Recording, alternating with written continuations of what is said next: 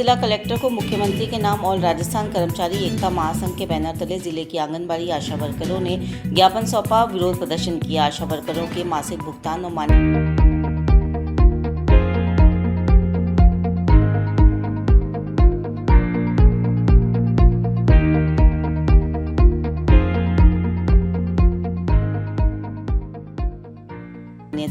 को लेकर बढ़ाने की मांग को करते हुए ज्ञापन सौंपा है।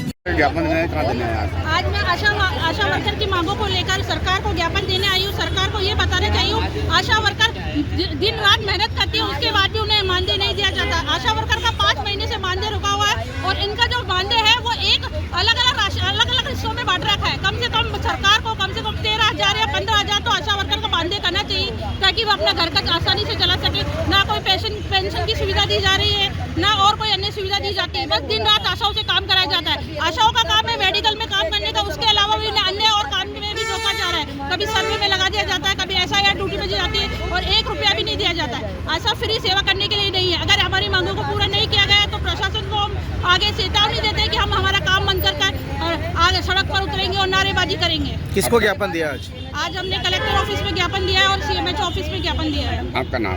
मैं प्रदेश अध्यक्ष रचना यादव। किस संबंध में ज्ञापन देने हैं, क्या मांगे लेके आए आपको? हम हमारी मांगे लेकर के आए हैं। जो हमारा पेमेंट है ना उसको बढ़ाया जाए, जिस हिसाब से हमारे से काम लिया जाता है वो है ना एक मात्र है ना एक मजदूर की मजदूरी जितना भी हमारा पेमेंट नहीं है। काम हमारा हमसे पूरा लिया जाता है, पेमेंट नहीं दिया जाता। कम से कम अभी 5 महीने से भी मेडिकल क्लेम पूरा रुका हुआ है, वो अभी तक नहीं आया है और टाइम टू टाइम हमारी सैलरी भी नहीं है और हम लोगों का पेमेंट जो था वो बढ़ाया भी नहीं गया है। तो हम यही चाहते हैं कलेक्टर साहब से और ज्योत्सना रंगा मैडम CMHO से भी कि हम लोगों का सपोर्ट करें और हम लोगों की पेमेंट है ना हमारी समय से जो भी मांग है ना वो पूरी करिए। मैम कितना टाइम हो गया सैलरी को? 5 महीने हो गए।